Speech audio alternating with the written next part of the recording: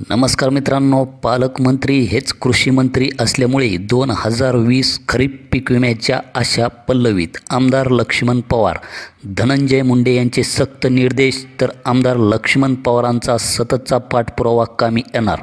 सविस्तर अपडेट जाणून घेण्यापूर्वी मित्रांनो, व्हिडिओ हा शेवटपर्यंत पहा. तर मित्रांनो, पीक विमा याचिकेवर उद्या निर्णय. शेतकरी नेते भाई थावरेंनी दाखल केलेल्या याचिकेवर सुनावणी.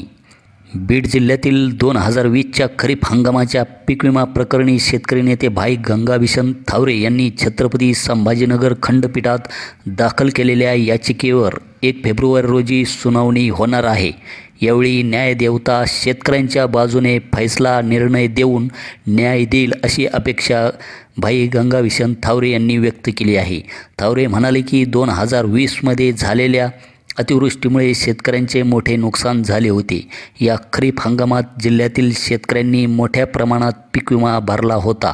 मात्र वर्ष होऊनही पीक विम्याचा लाभ शेतकऱ्यांना मिळत नसल्याने शेतकरी नेते भाई गंगाभिषण थावरे यांनी छत्रपती संभाजीनगर खंडपीठात 4 ऑगस्ट 2021 रोजी जनहित याचिका दाखल केली होती.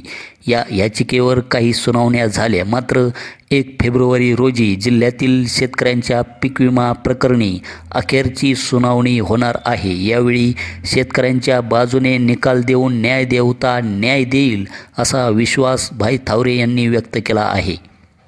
दरम्यान यंदा जिल्ह्यात दुष्काळ असून शेतकऱ्यांना अनेक समस्यांना सामोरे जावे लागत आहे. अशा परिस्थितीत पीक विम्याची रक्कम शेतकऱ्यांना मिळाली तर मोठा हातभार लागेल असे थावरे म्हणाले. 14 डिसेंबर 2023 रोजी नागपूर सभागृह येथे 2020च्या खरीप पीक विम्यासंदर्भात कृषी मंत्री धनंजय मुंडे यांच्या अध्यक्षतेखाली बैठक पार पडली होती. आमदार लक्ष्मण पवार, कृषी विभागाचे अधिकारी व विमा कंपनीचे प्रतिनिधी यांनीही या बैठकीला प्रमुख उपस्थिती लावली होती. 23 जानेवारी शासनाने सदर बैठकीचे इतिवृत्त प्रकाशित केले. विमा कंपनीला 1 महिन्याच्या आत बीड जिल्ह्यातीलचा खरीपाचा पीक विमा आहे हे विमा अदा करण्याचे निर्देश दिले आहेत. तर हे होतं एक बीड जिल्ह्यातील शेतकऱ्यांसाठी महत्त्वाचं असं एक अपडेट. भेटूया अशाच एका नवीन अपडेट नवीन व्हिडिओमध्ये. धन्यवाद.